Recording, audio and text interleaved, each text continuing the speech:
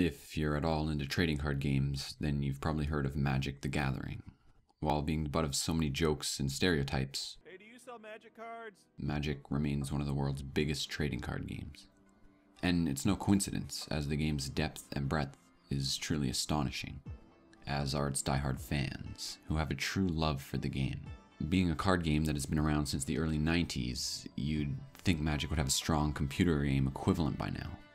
In contrast, Pokemon cards started in 1996, Yu-Gi-Oh! In 1997, and Hearthstone in 2014. All of them after Magic. But Magic doesn't have a big computer game, and this isn't for lack of trying. In 1997, Micropose released Magic the Gathering, the computer game. Now, it was okay for the mid-90s, but it wasn't until 2003 that Wizards introduced the online component that would make the card games so much more fun, with Magic the Gathering Online. And Wizards has released many Magic games since then, 10 total in fact. But despite this, the 2003 game continues to be the most streamed Magic game to date. And on the surface, this may seem puzzling. Magic's huge success has been oddly stifled online, taking a backseat to things like Hearthstone, Pokemon, Gwent, and others. But below the surface, it becomes painfully evident that those in charge of creating Magic games online haven't quite figured out the online card game scene yet. Now, it can be argued that when it comes to online card games, Magic may be at a slight disadvantage. Magic is, after all, a much larger game than, say, Gwent or Hearthstone. It is more complicated, with many more rules and effects cards can have, and this can make programming them into a game much more complicated. And the sheer amount of cards, along with certain effects, can make the programming time-consuming and confusing. But Magic's never had a problem with this in the past. Their games have always been able to have all the rules and card effects right in their previous games. Which leads to the next question: what's the main reason they haven't been a strong competitor in the online card game market? Now, the first issue stems from continuity. Magic games have continuously been left alone after their release, and for card games, this just isn't a good strategy. In fact, Wizards has been releasing yearly games from the Duel of the Planeswalkers 2012 through Duel of the Planeswalkers 2015, instead of updating a single game. Now, these games all had different cards, game modes, and options, which made consistency through the games lackluster. Many cards and decks had to be bought, meaning you had to spend extra money to get certain cards. More importantly though, it's design that's failed these games. They've had major UI problems where sometimes cards disappear or glitch out. In fact, many of the games were plagued by glitches, bugs, and crashes. But aside from the glitches and bugs, the games had so many other issues in the gameplay.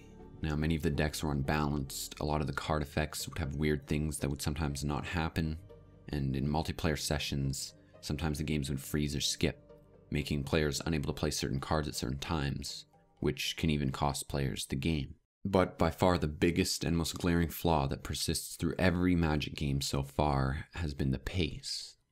Now, card games shouldn't take hours to finish. Some will be longer, sure, but most players of online card games want a more fast-paced game that doesn't drag on.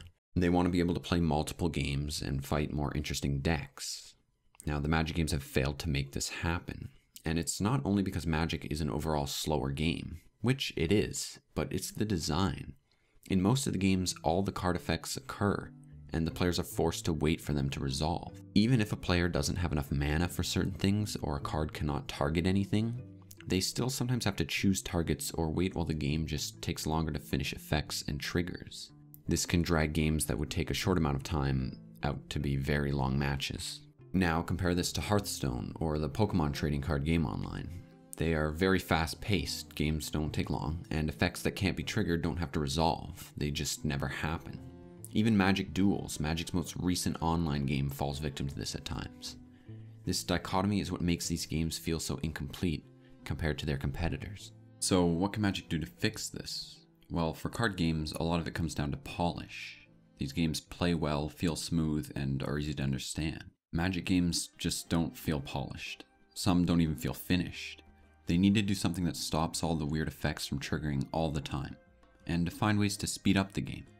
Ensuring card effects are triggered intuitively and adding extra polish to make the game feel like it runs smooth and seamless would probably fix most of the problems Magic games have been having. And another thing Magic games can do is to give out rewards much quicker. Now, Magic players often joke they don't have any bad habits because they can't afford to, since they spend all their money on Magic cards. And as much of a joke as this is, Magic can be insanely expensive, especially if a player wants the best cards or the winning decks. It would be amazing to see Magic do what Pokemon does. If a player buys a physical pack, they receive a code to redeem a pack in the online game. Now, this is a brilliant way of getting existing players into the online scene, and it increases the chances of them buying in-game products, as well as online players be more willing to buy physical cards, since they'll get an online pack as well. They work hand in hand together to increase sales. Plus, both Hearthstone and Pokemon have separate but rewarding ways of getting new cards and other in-game items. Now, having many smaller rewards always serves free-to-play games well. Just look at any phone game. And there's a real balance to be found that's not pay to win, but also so that the game can turn a profit. And I must apologize if this turned into something of a rant. You have to understand, I'm not harping on these games just to call out the devs. I'm just frustrated. Frustrated that whenever I'm in the mood to play a card game online, I turn away from Magic. And it's not because I dislike the game, but because the games just aren't as polished. It's harder to play them, and trust me, I've put a lot of time into online Magic games.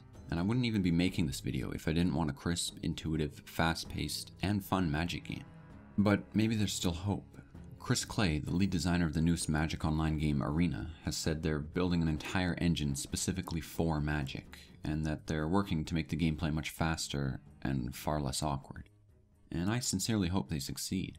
I truly want a fun and really easy to play Magic game that I can jump into at any time.